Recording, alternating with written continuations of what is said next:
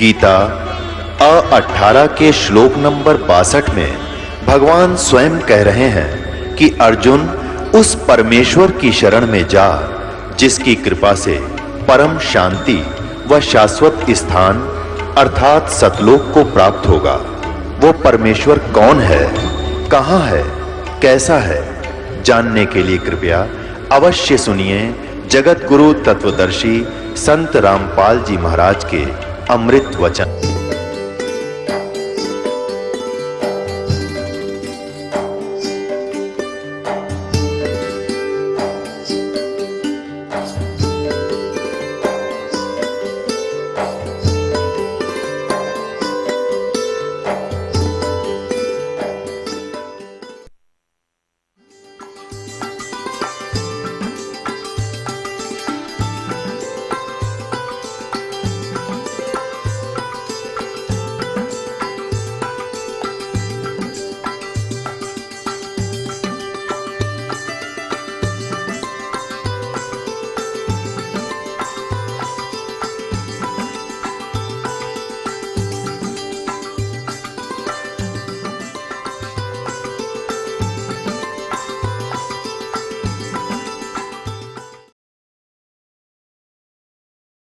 दामोदर को कंधे पर बैठा लिया उन लालाओं ने। हर ने बोले बोलो दामोदर की जय। ने बोला नहीं, जय बोलो जिसने यू काम कराया है।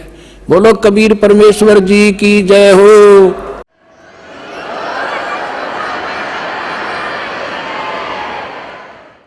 अब उधर से परमात्मा उसी दिन रात्रि में सत्संग कर रहे थे 7-8 बजे सी, और सर्दियों का मौसम था। अब कुछ भक्त सामने आसपास बैठे थे। एकदम परमात्मा ने क्या किया, ऐसे मुंह पर करनो हाथ फेर कर ऐसे झटका दिया। आसपास के बैठे भक्तां के छींटे लगे। उन्होंने सोचा भाई पसीने कैसे आगे सर्दी में, गुरुजी आपके पसीने आगे? तो पर वो बोले ना भाई पसीने को नहीं आए। और क्या था, ये पानी कहाँ से आ गया? कि मेरे भगत का जहाज डूबा था। दामोदर सेठ नहीं था, अभी नाम लेके गया था। हाँ जी, उसका जहाज डूबा था भाई। अब वो उसने बचा कर आया हूं मैं।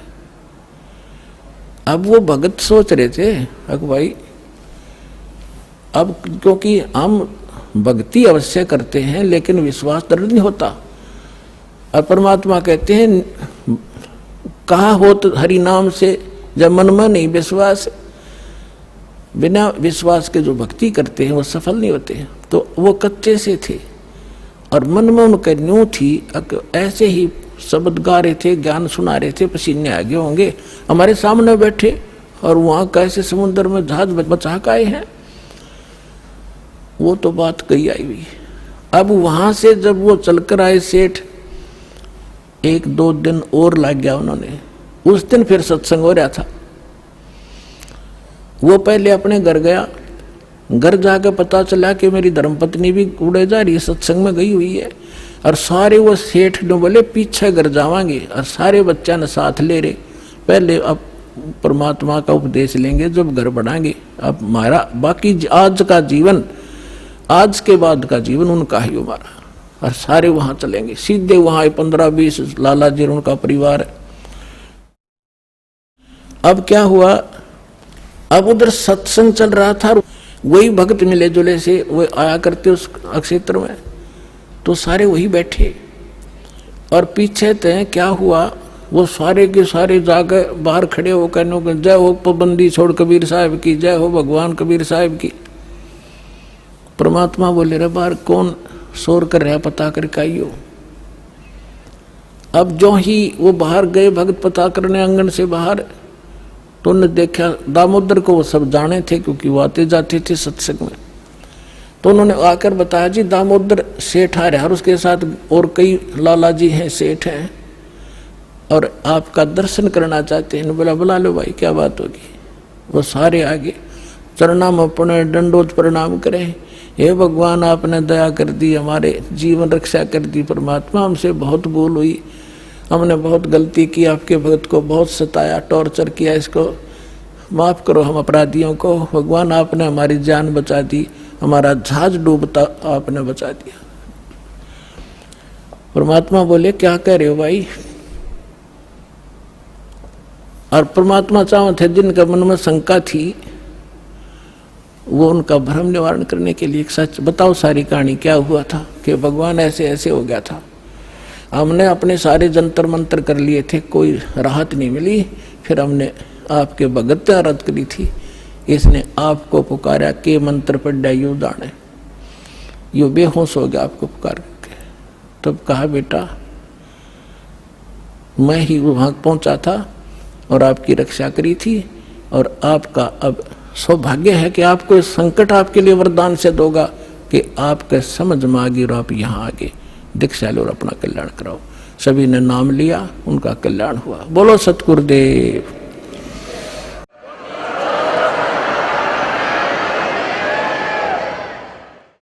दामोदर सेठ के हुए थे अकाज, अर्ज करी डूबता देखे जहाज। दामोदर सेठ के हुए थे अकाज, अर्ज करी डूबता देखे जहाज।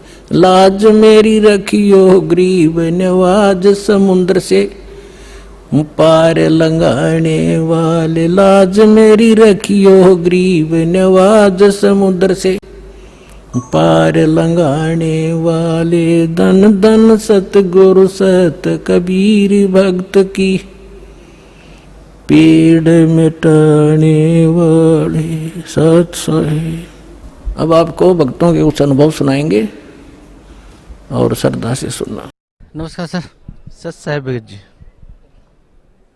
क्या शुभ नाम है जी आप जी का?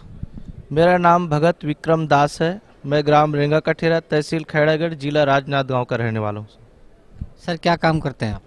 मैं पेशे से वकील हूँ सर परम संत सतगुरु रामपाल जी महाराज की शरण माने से पहले आप कौन सी भक्ति करते थे?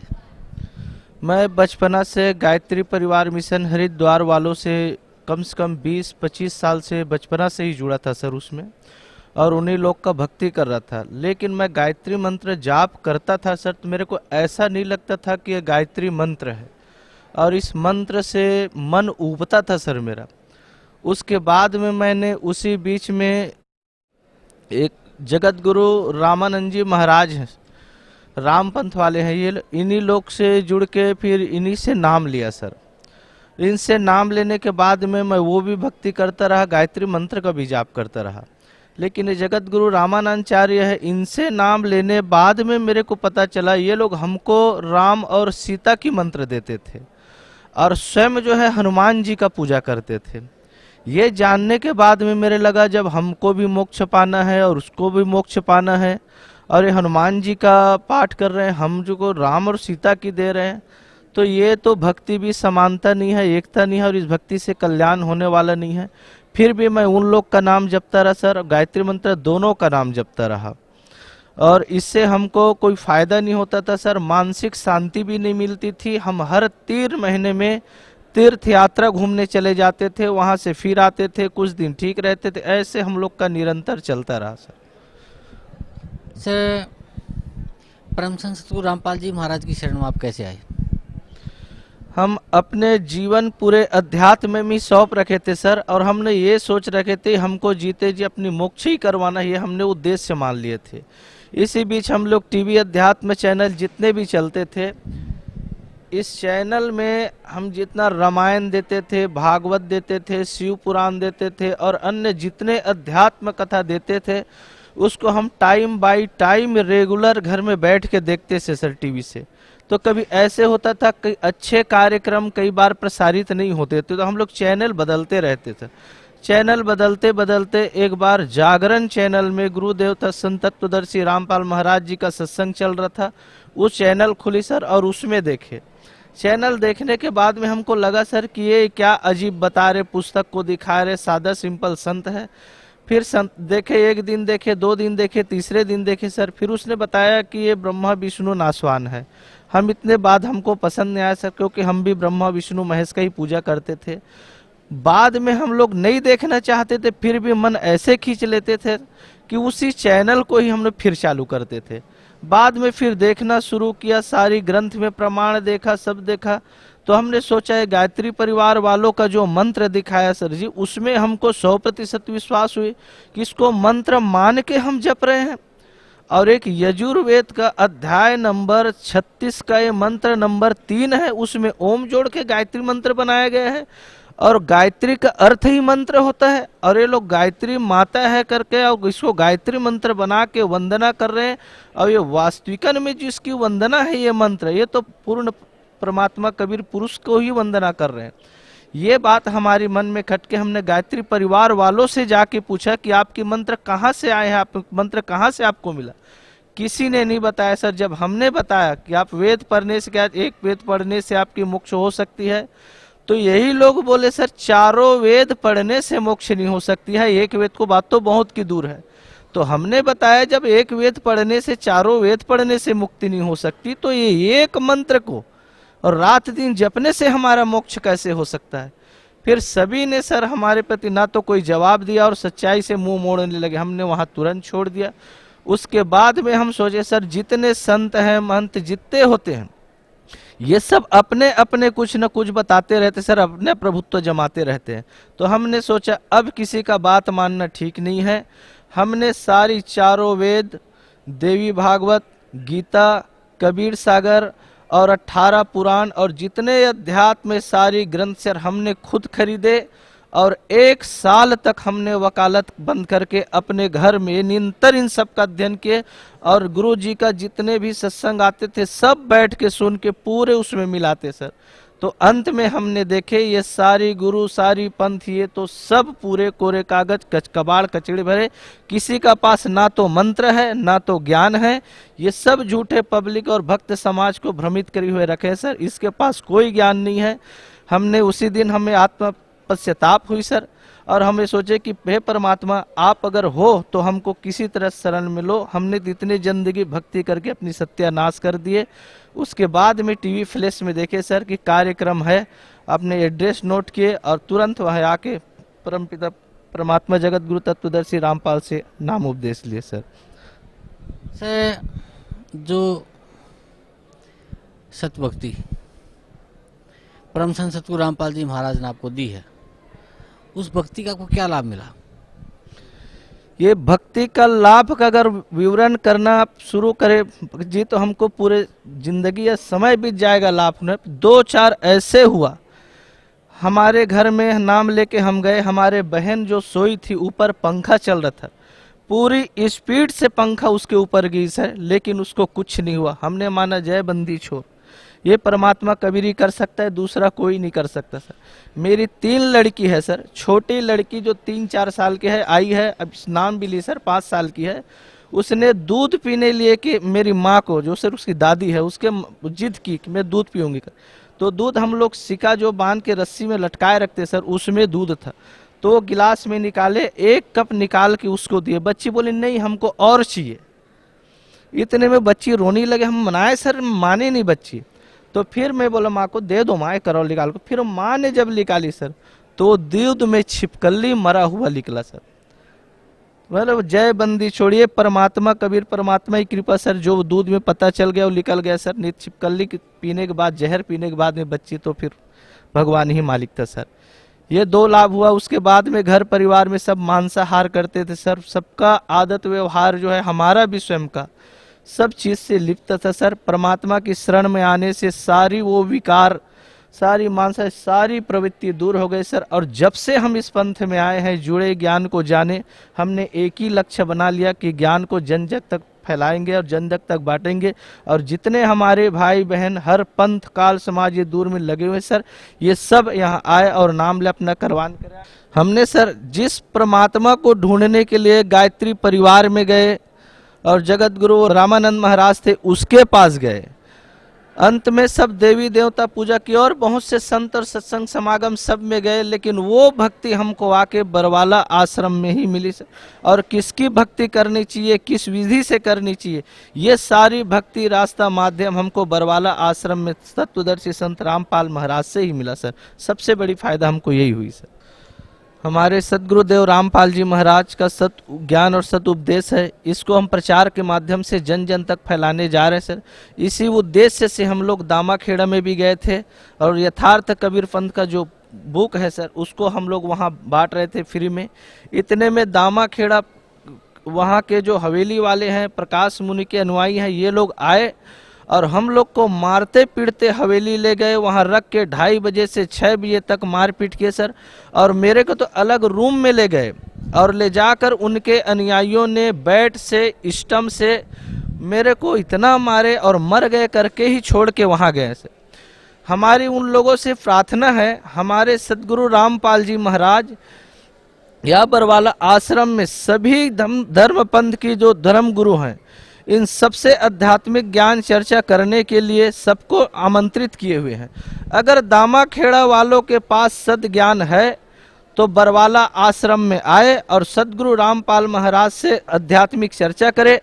अगर उनके पास सद ज्ञान नहीं है तो यहाँ आकर सद ज्ञान समझे और अपने अनुयायियों को सद ज्ञान बताए और स्वयं भी काल के जाल में फंसने से बचे और अपने अनुयायियों के भी जाल में फंसने से बचाने की प्रयास करे। और जिस प्रकार से हम लोग के साथ निर्दयता पूर्वक जो व्यवहार किए हैं सर, अगर एक संत को ये इस तरह की व्यवहार शोभा नहीं देता। इसीलिए हमसे प्रार्थना है दामाखेड़ा वालों से, अपने पुराने ग्रंथ कबीर सागर में अनुराग सागर है, जिसमें धर्मदास जी को कबीर परमात्मा ने पूरे ज्ञान बताए हैं। संत रामपाल जी महाराज ने जितने ज्ञान बताए हैं ये अनुराग सागर का ही ज्ञान है और सत्य ही ज्ञान है। इसको इसलिए हमको प्रार्थना है प्रकाश मुनि जी से कि वो अपना ग्रंथ जो है अनुराग सागर, इसको पुनः पढ़े और पढ़ने के बाद में समझे और अपना भी भविष्य बताए और अपने अनुयायियों को भी समझाए और उन लोग के भी काल के जाल में फंसने से बचाए। सर, परम संत सतगुरु रामपाल जी महाराज ने जो सतभक्ति आपको दी है उससे आप बता रहे हैं कि आपको बहुत से लाभ हुए, तो सर भक्त समाज को आप क्या संदेश देना चाहते हैं? मैं तो पूरे भगत समाज है उसको यही संदेश देना चाहूँ कि पहले जो ज्ञान था ये सिर्फ संस्कृत में था या अन्य भाषाओं में था और पढ़ने के लिए जो इसको अलाउ किए थे उन मात्र ब्राह्मण समाज को ही किए थे। ब्राह्मण समाज ने अपने कार्य में इन लोग ने विरोधा पैदा किया और ये लोग अपने कार्य में कमजोरी किए, इसलिए सत्य ज्ञान जो है इसको सामने नहीं ला पाए, न सामने आए नहीं। हम लोग झूठे इन लोग में विश्वास करते आज तक फंसते रहे। हमारी भक्त समाज से प्रार्थना है सर, वो आए अपने धर्म जितने धर्म शास्त्र है इसको पढ़े और साधना चैनल में 8:45 बजे से 9:15 बजे तक तत्वदर्शी संत रामपाल महाराज की सत्संग चलती उसको सुने और अपने शास्त्र में मिलाए और सद ज्ञान को ग्रहण करे, बड़वाला आश्रम आए और अपना कल्याण करवाए। सर, एक बात मैं और आपसे जानना चाहूँगा कि पहले जैसे आप गायत्री परिवार से जुड़े हुए थे और फिर हरिद्वार से और उसके बाद आप रामानंद जी से भी आपने मंत्र दीक्षा ली थी, तो उनके भी आश्रमों में आप जाते रहते थे और एक आश्रम अभी आप दामाखेड़ा में घूम के आए हैं, जाने अनजाने में आपने उस आश्रम को भी देखा है। तो सर यहाँ की जो व्यवस्था है, जो रहना सहना है, खाना पीना है और यहाँ की जो भक्ति है उसके बारे में कुछ बताइए सर। हमने जितने आश्रम पहले गए और देखे, ना तो इस आश्रम में सद्भक्ति है और ना कि यहाँ की व्यवस्था है। यहाँ सद्भक्ति है तो सिर्फ बरवाला आश्रम में है और यहाँ जैसे व्यवस्था तो विश्व में कहीं नहीं है सर। यहाँ तो हर भगत जी को परमात्मा की अंश मान की इनकी सेवा है और इनकी व्यवस्था कर रहे हैं और सद्भक्ति दे रहे हैं। यहाँ जैसे भक्ति कहीं नहीं है सर।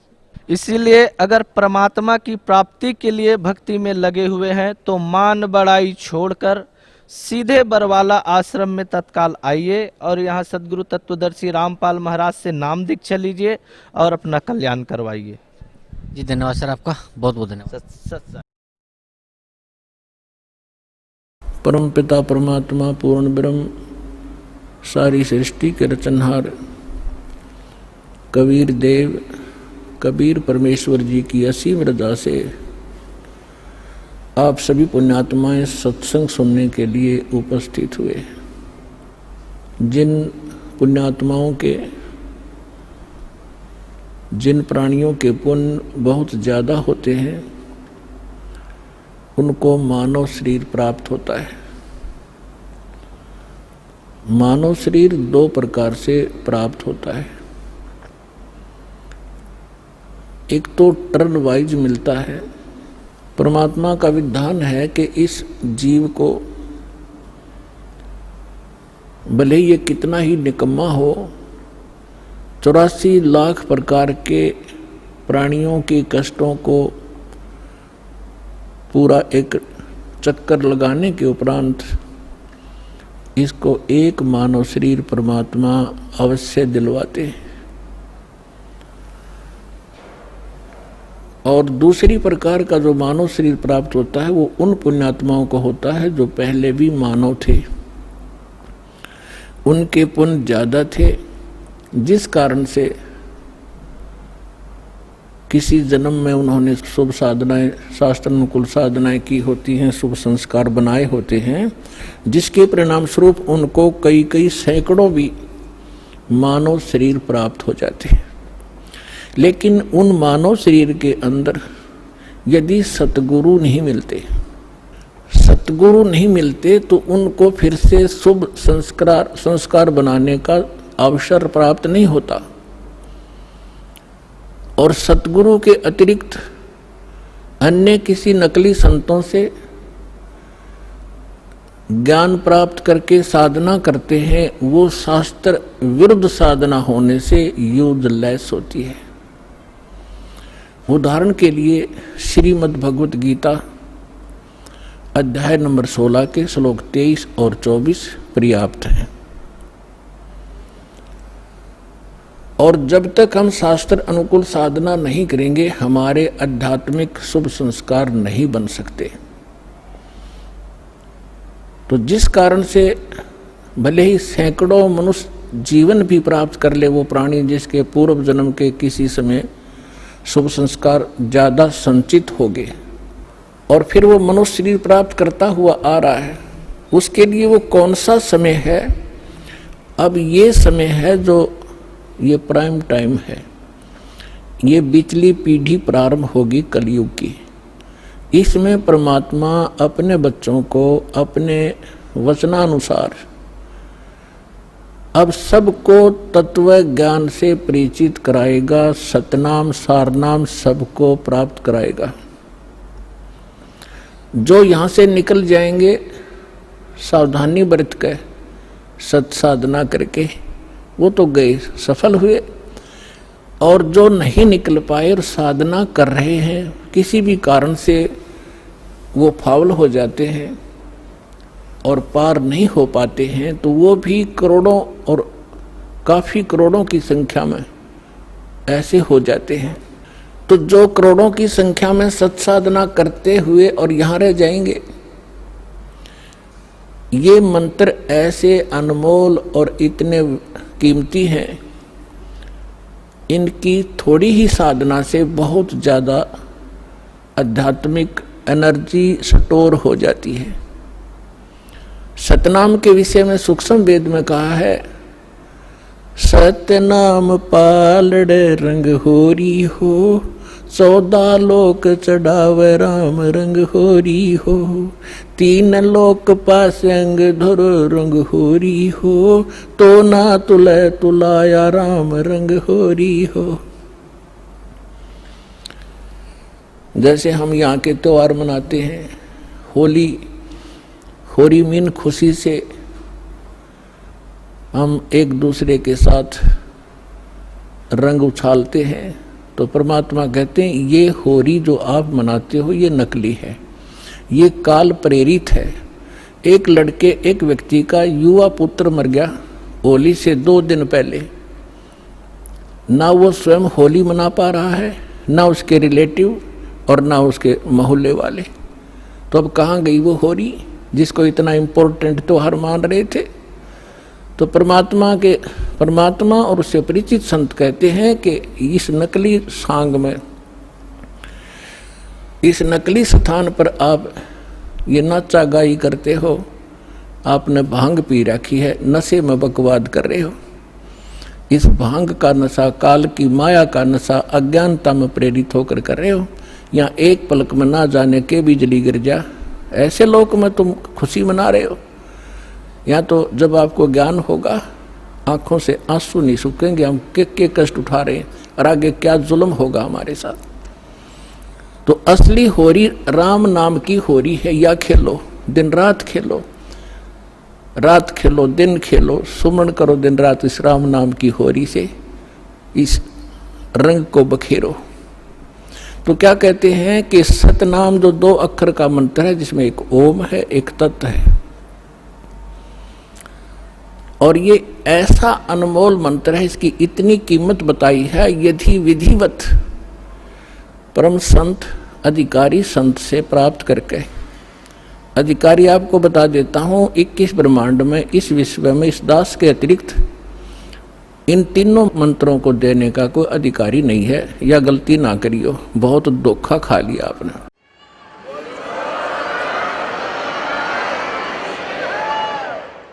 और कोई निकम्मी आत्मा इस दास से मंत्र प्राप्त करके स्वयं संत बनकर ये दान कर रहा है, वो महा अपराधी है भगवान का, और धोखेबाज है, वो डुप्लीकेट बना रहा है वो पासपोर्ट, जो आगे जाके आपको बहुत धोखा देगा। उसको काल का पक्का दूत समझना, उससे आप भी बचना, और जहाँ तक संभव हो जिसने उनको फंसा रखा है उन भाई बहनों को भी सतर्क करना प्यार से। तो क्या बताते हैं, इस सतनाम के 2 अक्षर के मंत्र का श्वास उश्वास से नाम जपना होता है। परमात्मा कहते हैं श्वास उश्वास में नाम जपो, व्यर्था सांस मत खो, ना जाने इसी श्वास को आवन हो कि न हो। फिर क्या बताते हैं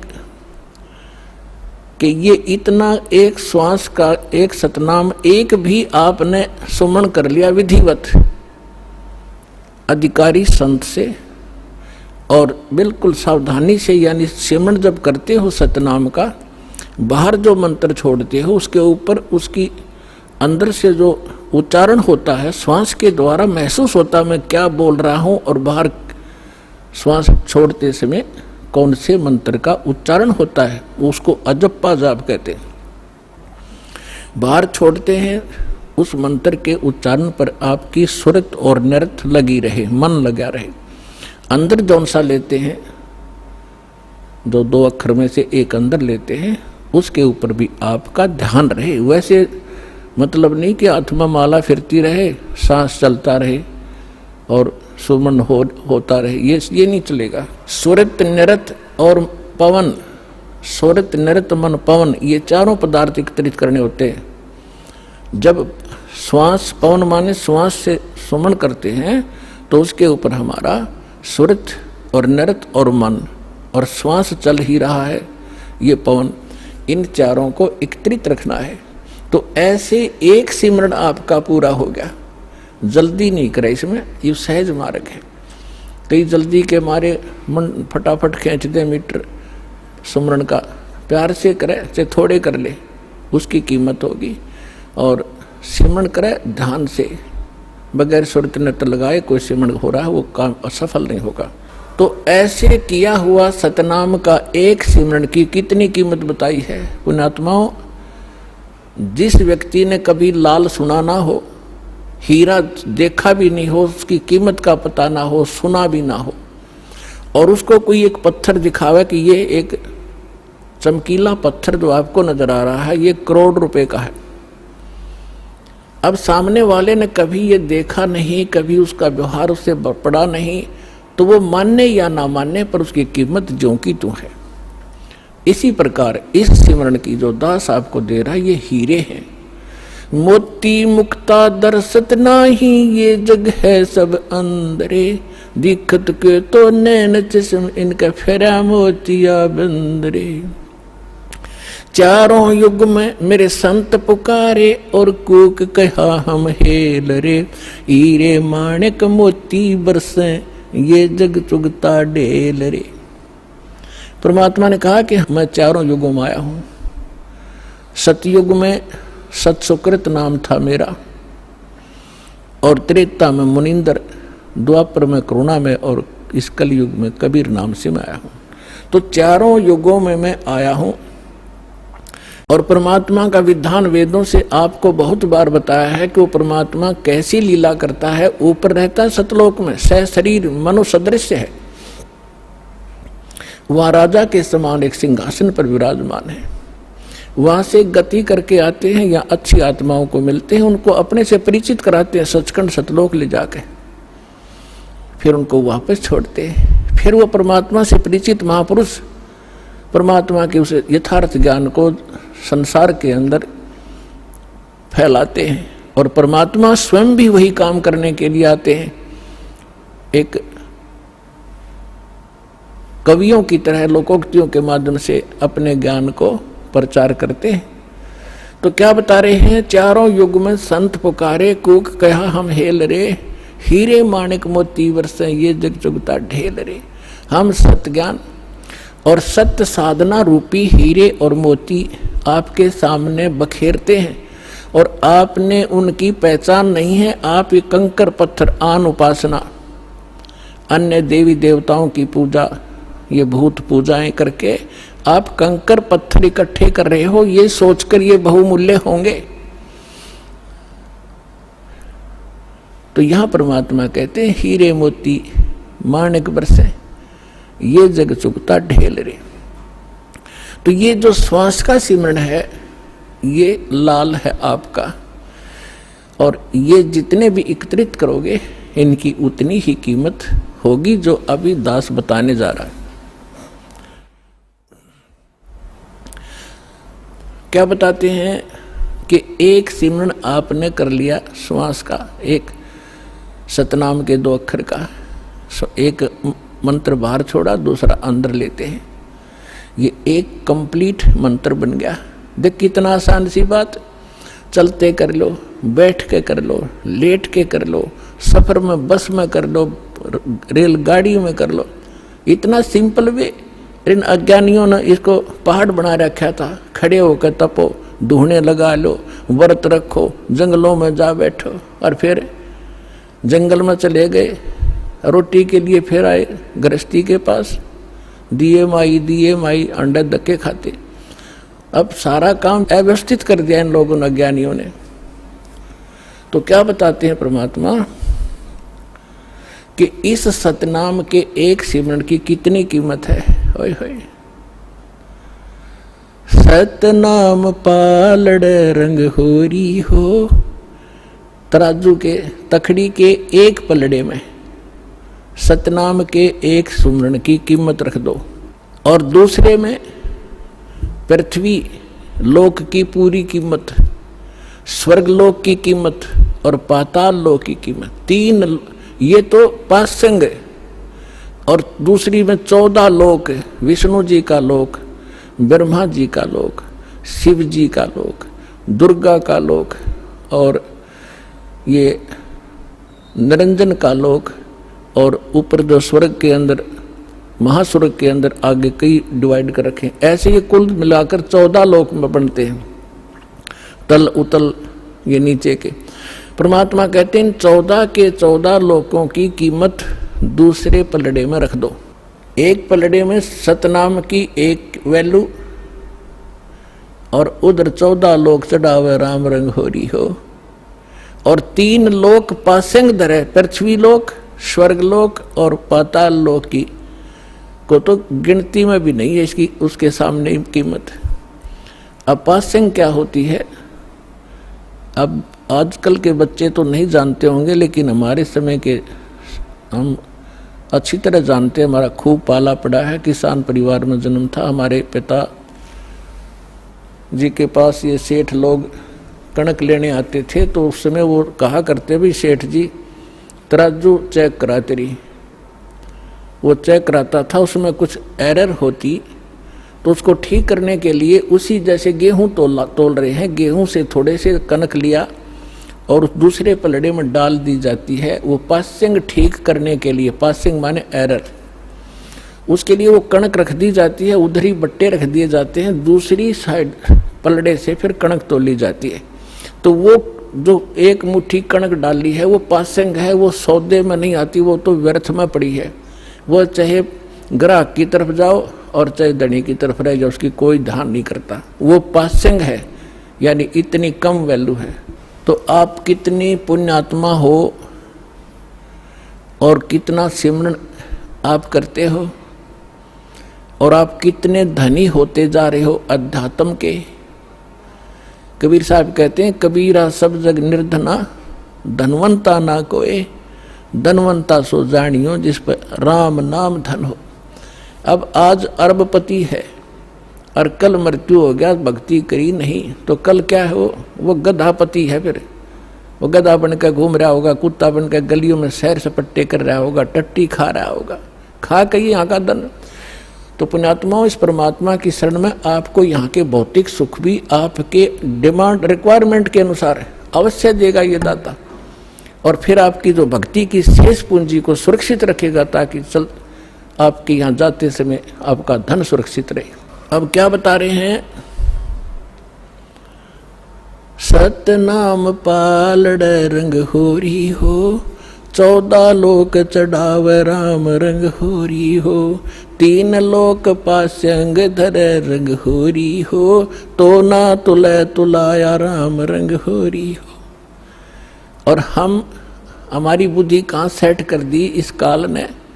यहाँ के इस काल की माया की भांग पी ली हमने। एक सरपंच बन जाता है, बस पूछो मत, वो अपने आप को पता नहीं कि महान मान बैठता है। और कोई चेयरमैन बन जाता है 4-5 सरपंचों के ऊपर, बस कहना ही क्या। एक मंत्री और मुख्यमंत्री बनकर काख पीटते फिरते, बगैर ज्ञान के बच्चों वाले खिलौने खेल रहे हैं। और आप वो हो जो मनुष्य जीवन के इस उद्देश्य को प्राप्त कर रहे हो, सफल कर रहे हो। तो कहने का दास का तात्पर्य है, जिस प्रसंग को लेकर चले हैं उसी पर आते हैं कि जैसे अब ये परमात्मा का मार्ग प्रारंभ हो गया है, परमात्मा का आदेश है कि पूरे विश्व में जाओगा। परमेश्वर ने इस काल के साथ एक कमेंटमेंट हुआ था। काल तो ये राजी हो गया था, उसने तो ये चतुरता करी थी कि कलयुग में ये इतने कंडेम हो जाएंगे, भक्तिहीन भी हो जाएंगे और इनकी वृत्ति भी खराब हो जाएगी, ये भक्ति के योग नहीं रहेंगे, सब चापलूस हो जाएंगे, विकारी बन जाएंगे। इसलिए उसने कहा था कि भगवान 3 युगों में जीव थोड़े ले जाना। परमात्मा ने कहा था कि तूने सभी मेरी आत्माओं को ऐसा दुखी कर दिया, इनकी क्या दुर्दशा कर दी तूने, गधा बना रखा, कुत्ता बना रखा, क्या ये ऐसे थे जब तेरे पास आए?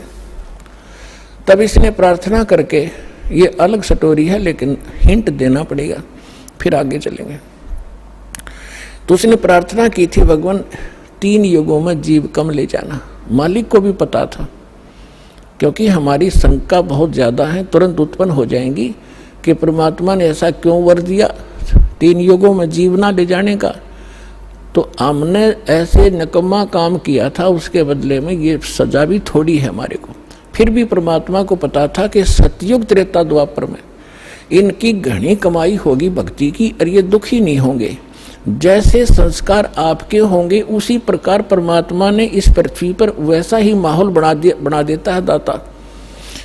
बढ़िया समय पर वर्षा होती है, बड़े फलदार वृक्ष होते हैं, सब शरीर हो जाएंगे, तो फिर सुख होता है उनको। और सुख में भगवान की भक्ति प्राणी फॉर्मलिटी करता है, और दुखी प्राणी जब हो जाता है तब उसका दुख संकट निवारण हो जाता है। फिर उसको बताया जाता है यदि आपने फिर से भक्ति छोड़ दी तो वो कष्ट फिर आ जाएगा, तो कभी नहीं छोड़ेगा, आजीवन भक्ति करेगा और वो सफल हो जाएगा। और सतयुग त्रेता द्वापर में ये जीव घना दुखी नहीं होता, शरीर मजबूत होता है, लंबी आयु होती है, खूब ठीक सा इसका जो है बना रहता है व्यवहार। तो उस मालिक को मालूम था कि ये भक्ति नहीं करेंगे, क्योंकि सभी भक्ति करते थे लेकिन शास्त्र विरुद्ध करते रहे। और जिस कारण से वो सोच रहे थे जो साधना हम कर रहे हैं इसी से हमें लाभ हो रहा है, और हो रहा था, वो पिछली बैटरी चार्ज से वो प्रयोग कर रहे थे, अपनी पिछली मलाई खा रहे थे। तो इस प्रकार परमात्मा को पता था, तब उसने कहा था ठीक है, 4थे युग में, कलयुग में मैं अपना ज्ञान प्रचार करूंगा। तो काल ने कहा था कि देखो जी, जबरदस्ती ना करना, बलपूर्वक मत ले जाना। आपके ज्ञान को कोई माने, समझे, स्वीकार करे और आपकी भक्ति करे तो वो आपके हों, और जो मेरे ज्ञान को, जो मैं नकली अपने दूत भेजूंगा अपना ज्ञान प्रचार करने के लिए, उनका ज्ञान जो स्वीकार करे तो वो मेरे ही रहे, आप उनको बलपूर्वक न ले जाना। परमात्मा बोला बिल्कुल सही है।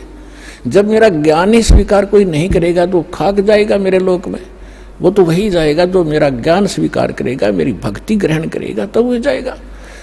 तो काल ने जब परमात्मा ने स्वीकृति दे दी, तब काल ने कहा था कि बेशक अब परमात्मा आए थे जोग जीत नाम से कि जाओ जोग जीत संसारा, जीव न माने कहा तुम्हारा, जीव तुम्हारा कहा न माने, हमरी ओढ़ हो बाद बखाने।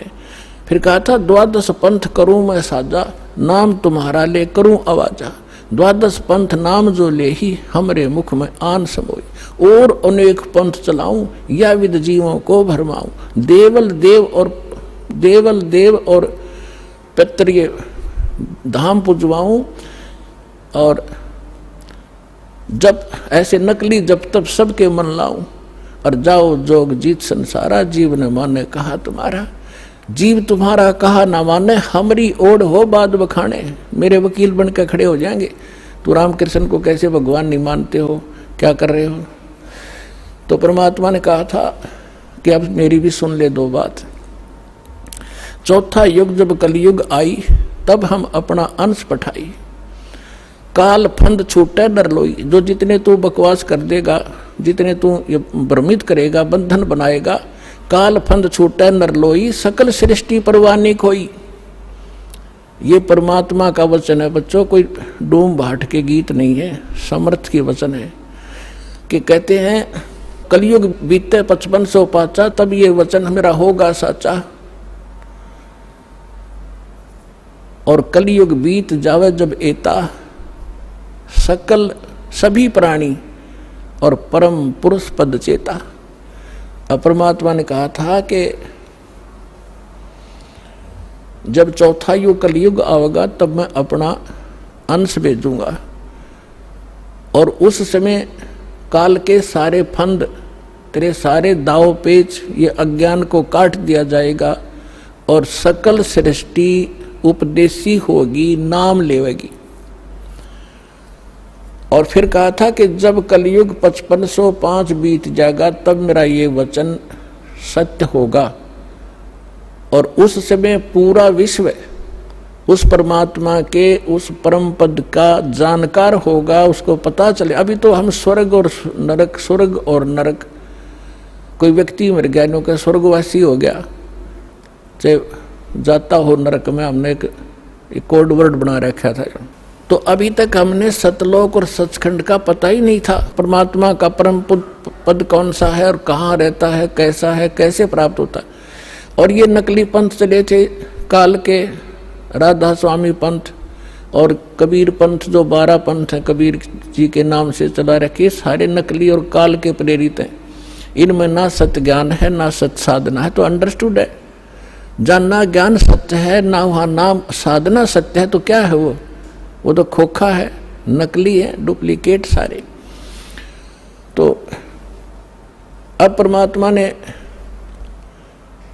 कहा कि पूरा विश्व इस ज्ञान से परिचित होगा, पूरा विश्व नाम लेगा।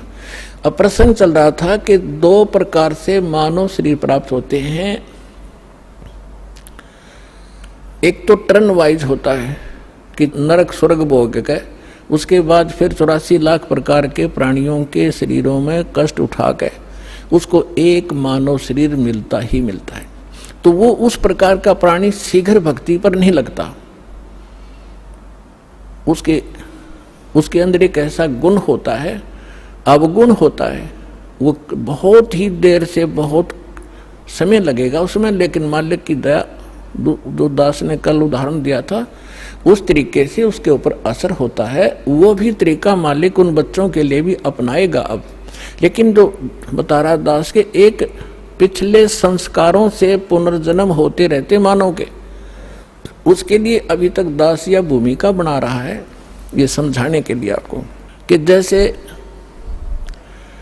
आप जी को प्रथम मंत्र दिया जाता है। पहले परमात्मा ने इस प्रथम मंत्र में केवल ये बीच वाले 5 नाम ही दिए जाते थे, और ये काल के पंथ जो राधा स्वामी पंथ और इससे निकले हुई जितनी शाखाएं हैं, ये 5 नाम देते हैं। और वो कौन से नाम? 5 काल के, यूजलेस, ओंकार, निरंकार, ज्योत निरंजन, सो हमर सतनाम। सतनाम कोई जाप है, ओंकार निरंकार ये कोई जाप है? ये 5 नाम थे जो दास आपको प्रथम मंत्र में बीच के 2 फर्स्ट एंड लास्ट को छोड़कर, ये पहले नहीं दिया जाता था, इसलिए इसको अभी तक गुप्त रखा था। ये कंप्लीट कोर्स है। और वो बीच वाले जो मंत्र हैं वो आपको संसारिक सुविधा यहाँ की उपलब्ध कराएंगे, क्योंकि उनका टैक्स देंगे। ये पूजा नहीं, साधना है।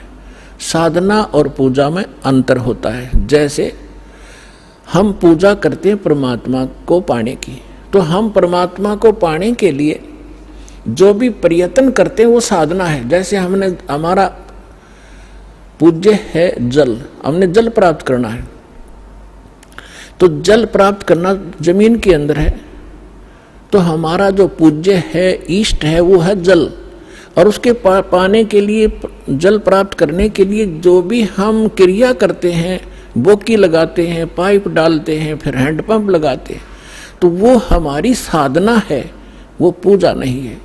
उसको पाने के लिए जो हमारा पूज्य है, हमारा जो इष्ट है, वो तो जल है। उसके लिए जो प्रयत्न किया गया वो साधना है और वो पूजा है उसको पाने की।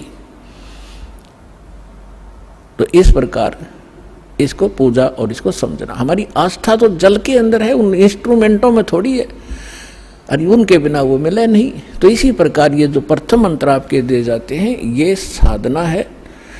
और इस जैसे इस दूसरे शब्दों में दास आपको कहे कि जैसे ये मंत्र एक ऐसी कमाई है, ऐसी शीघ्र अफेक्ट करती है, देवताओं को विवश करते हैं ये मंत्र आपको लाभ देने के लिए। जैसे आपको बताया था कि भैंसे को भैंसा भैंसा करता रहो, वो कभी ध्यान नहीं देता। आप वैसे गुण गाए जाओ, जय गणेश देवा, माता थारी पार्वती, पिता माँ देवा, हम घोट रखे थे हमने, ये कभी नहीं सुनेंगे। और इनका एक मंत्र दे रखा है आपको, उसका जाप करो, तुरंत अटैक होगा उनके ऊपर जाके और सतर्क होंगे। क्या हो गया बच्चे को, क्या डिमांड है इसकी, देखो इसका अकाउंट कितना हमारे इसमें, उस तुरंत उसका राहत दी जाएगी। तो जो पैसे ने भैंसा भैंसा करो कति नहीं सुने, अरे एक बार कर दो हुर्र, वो तुरंत देखेगा नू और अट्रैक्ट होगा, दौड़ने की चेष्टा करेगा उस आवाज़ की ओर। तो परमात्मा ने ये मंत्र हमें दिए थे, लेकिन बीच में काल के दूता ने इस कबीर पंथ का जहाँ स्टार्ट हुआ था दामा खेड़ा वालों से, तो 5वीं पीढ़ी तक ये 5 मंत्र चले थे। उसके बाद 6ठी पीढ़ी में दामा खेड़ा वालों के जो महंत था वो एक टकसारी नाम का इसी कबीर पंथ की ब्रांच बन गई थी नकली।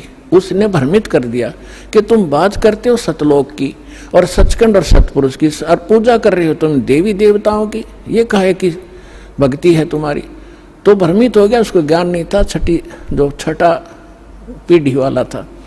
उसके बाद फिर उन्होंने एक शब्द सेलेक्ट कर लिया जो कबीर सागर में लिखा है, अजर नाम, अमीर नाम, पाताले सब सिंधु नाम, यही हंस का काम। ये कोई मंत्र है? ये तो एक श्लोक शब्द है। तो इन मंत्रों से इन आपकी पूजा नहीं है। पूजा हमारा कबीर देव पूज्य है, उसको प्राप्त करना, सतलोक हमारा प्राप्त करना उद्देश्य है। और ये साधनाएं हैं, ये इंस्ट्रूमेंट हैं, ये प्रयोग करने ही करने पड़ेंगे। अब उसके बाद जो सतनाम आपको दिया जाता है,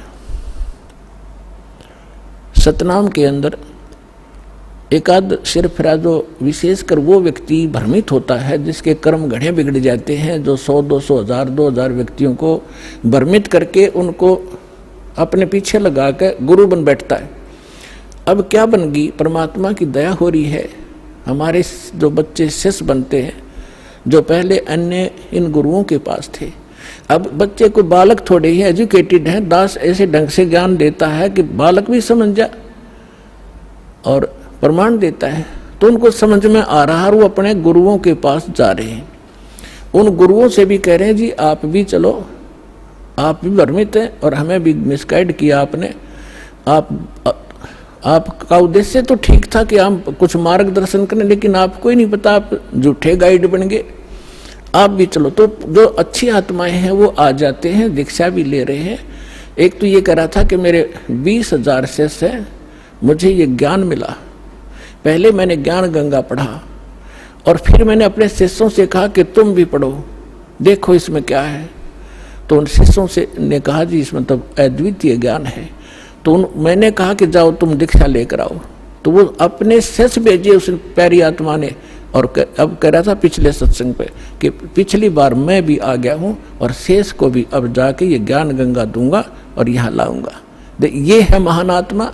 ठीक है, जब तक धोखे में हम भी थे, गलत साधना हम भी कर रहे थे, जिस दिन पता चला उसी दिन हम दिशा बदल ली। तो बुद्धिमान होता ये। और एक ऐसा सिरफिरा मिला, चेले भी उसके साथ थे, चेलों के सारी समझ मारी, रूस में अहंकार अभी शेष था।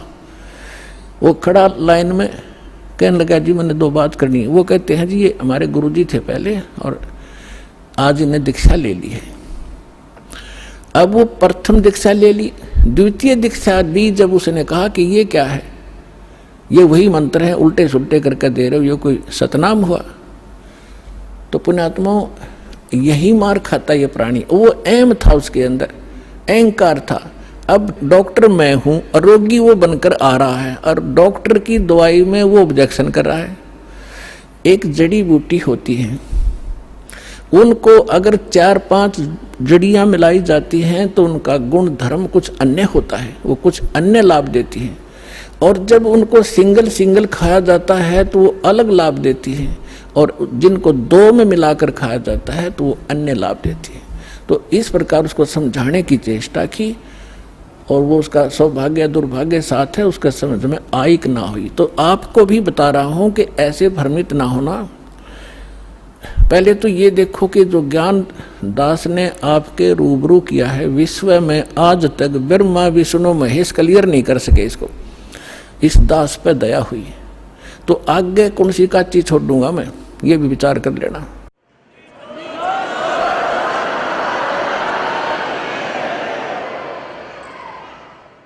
और फिर ये साथ साथ एक पॉइंट को क्लियर करने के लिए 6 उदाहरण देता हूं, ऐसे मजबूत जो हलाए नहीं हिल सकते। यही मंत्र किसने जाप किया? आदरणीय धर्मदास साहिब जी ने यही 2 मंत्र का अक्षर का नाम यही जाप किया, आपके रूबरू कर रखा है। नानक साहिब जी परमात्मा से सीधे मिले, परमात्मा उनको बी नदी पर जिंदा महात्मा के रूप में सचखंड लेकर गए और फिर उनको वापस छोड़ा। तीसरे दिन अदृश्य रखा और फिर उन्होंने कौन सा नाम जाप किया? उनकी समुद्र की साखी परमात्मा जो बाला वाली जो साखियां हैं, जन्म साखी, उसके अंदर एक समुद्र की साखी है। उसमें एक कथा है कि एक समय बाला और मर्दाना नानक साहिब के साथ रहा करते थे अधिकतर। उन्होंने एक दिन प्रार्थना की, गुरुदेव हम श्रीलंका जाना चाहते हैं, देखना चाहते हैं, दया करो। उन्होंने कहा आंखें बंद करो। आंखें बंद करके खोली तो समुद्र के किनारे खड़े थे। नानक साहिब जी ने कहा कि आओ मेरे साथ साथ समुद्र के ऊपर चलेंगे और वाहेगुरु वाहेगुरु बोलते रहना। तो ऐसे चल पड़े जैसे थल पर चलते हैं, आगे आगे नानक देव जी, पीछे वो दोनों बच्चे बाला और मर्दाना। तो नानक साहिब जी ने, वैसे तो सिमरन श्वास से करना होता है, उन्होंने जानबूझ के झटका देना था क्योंकि परमात्मा का सख्त आदेश था, धर्मदास मेरी लाख दुहाई। और ये मूल ज्ञान अभी कई बार जाई, ये सार नाम और सतनाम अभी किसी को देना नहीं तो नकली पंथों के हाथ लग जाएगा। और जब मेरा दास आवेगा वो कैसे भिन्नता बताएगा, ये सारी विचलित हो जाएगी कहानी। हमारा सारा जो है ना काम बिगड़ जाएगा और काल का फिर से दाव लग जाएगा। मेरे बच्चे मुझे पहचान नहीं सकेंगे। तो वो महापुरुष थे, जैसे वेद में लिखा है कि दृढ़ भक्त को मिलते हैं, वो आकर के अपना ज्ञान देते हैं। तो दृढ़ भक्त थे नानक साहिब जैसे। उन्होंने कभी किसी सिख को ये नाम नहीं दिया सतनाम, बल्कि सख्त एक ऐसा झटका दे दिया कि सब घबरा गए कि इस मंत्र को छूना नहीं है। नानक साहब जी ने उच्चारण करके ये 2 अक्षर का मंत्र जाप करना शुरू कर दिया। मर्दाना ने सोचा कि गुरुजी तो सतनाम जाप कर रहे हैं, ये 2 अक्षर का, जिसमें एक ओम है, एक तत् है, तो क्यों ना मैं भी जाप करूं। मर्दाना फिर वो 2 अक्षर का मंत्र जाप करने लगा, तो वो लगा डूबने। नानक साहब जी ने देखा, तब नानक जी ने कहा कि भाई तो वो ये जाप कर जो मैंने तेरे को बोला है, ये मंत्र मत कर। तो फिर वो वाहेगुरु कहने लगा, फिर ठीक हो गया। कहने का भाव ये है कि नानक जी तो वो 2 अक्षर का नाम जाप कर रहे थे और शिष्य को मना किया। क्यों किया? वो परमात्मा के प्यारे बच्चे थे, उनको मालूम था कि यदि आज ये डिस्क्लोज हो गया तो बट्ठा बैठ जाएगा।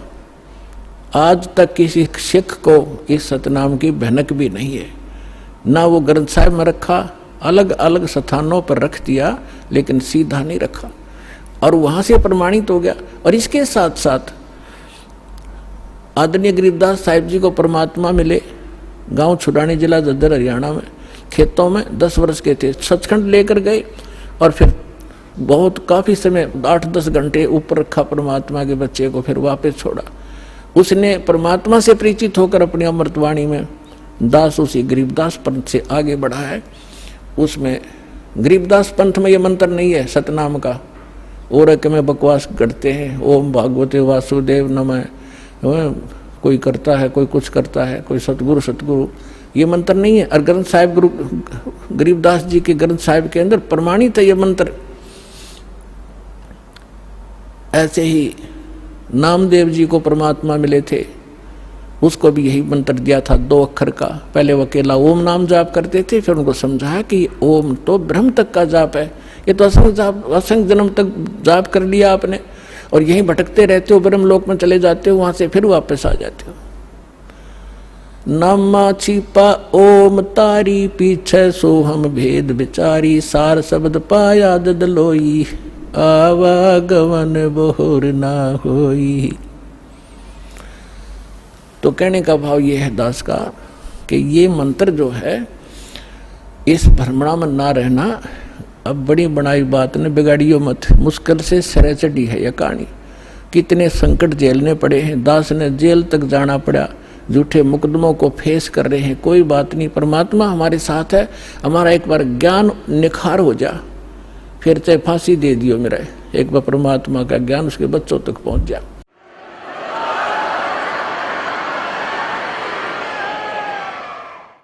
तो पुण्यात्माओं, परमार्थ के लिए संत आते हैं, और जो परमार्थ नहीं कर सकता वो खाक संत है। और संत किसे कहते हैं? सतगुरु उसे कहते हैं। सतगुरु के लक्षण कहूं, मधुरे बैन विनोद, 4 वेद 60 शास्त्र वो कहे 18 बोध। सतगुरु होगा जो इन सदग्रंथों से ज्ञान दे और प्रमाणित ज्ञान हो। अब जो प्रसंग चल रहा है कि जैसे अब आप जी नियमित रहे, अब आपको कुछ दिन समस्या रहेगी, क्योंकि अभी हमारे इस ज्ञान का प्रकाश कम हुआ है। घर घर के अंदर विरोध है, गांव गांव में विरोध है, समाज के अंदर विरोध है, क्योंकि जगत और भगत के क्रियाओं में और विचारों में सदा से भिन्नता रही है। और इसीलिए कहा है कि जगत और भगत का आपस में विरोध रहा ही है, और ये रहेगा भी। जब तक जगत को आप जैसा ज्ञान नहीं होगा तो वो विरोध करेंगे ही करेंगे, स्वाभाविक है, उनको अच्छा सा नहीं लगता। जैसे यहाँ पहली बार कोई व्यक्ति आता है और दूसरा आके प्रणाम करता है, वो खड़ा खड़ा देखता रहता है, ये क्या कर रहे हैं यहाँ पर, उसको अच्छा सा नहीं लगता, क्योंकि वो तो अहंकार में कोई छोटी मोटी पोस्ट हो तो उसने तो भारी बात हो जाती है, कैसे लंबा लेटूं।